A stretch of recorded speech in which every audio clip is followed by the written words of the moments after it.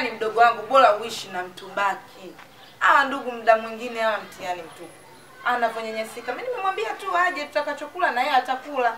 Kwa sababu leo kwake kesho kwetu. Tunajua maisha yenyewe tunapita haya bwana. Tatizo wanajifanya na wema sana dada yangu. Alafu wa binadamu unamsaidia leo kisha anakusahau. Akipata tu anakusahau. Na uone tu kwa mfano wewe marafiki zako. Mashogili yako wote wamekutema. Unawasaidia leo kesho wamekuacha. Leo kesho wamekuacha. Ujifunze kila siku. Na wema na kajala. Sasa huwezi kujua. So kila mwanadamu anayekufanyia ubaya basi kila mtu anayekuja mbele yako uhisi huyu mbaya. Acha hizo roho mdogo wangu. Hizo roho sio nzuri. Acha bwana utajijua mwenyewe na roho yako. Mimi usiniambukiza ushenzinyo. Aka mwenzangu. Wenyewe.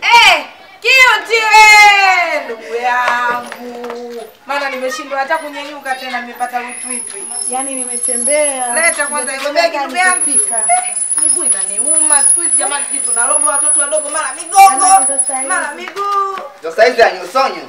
Ndugu yangu panda hapa. Karibu ndugu. Nimesikia tegemea shoga. Kwanza pole. Pole ndugu wangu. Kwanza unamkumbuka alikuwa mdogo sana miaka mingi. Kipindi kile. Nikumbuke mimi baba wa taifa. Wewe ulikuwa mdogo kipindi hicho, huwezi kumjua huyu. Huyu ndio ule mdogo wangu nilikwambia naishi naye hapa na nimemuelezea matatizo yalokukuta. Mdogo wangu, tutakuwa naye cute hapa kama unavyomuona mashallah. Basi na roho yake ndio iko hivyo. Au vipi? Nikusaidiaje sasa? Unaongea na mimi, unaongea na simu. Ndio kisomo cha watu wazima hivi.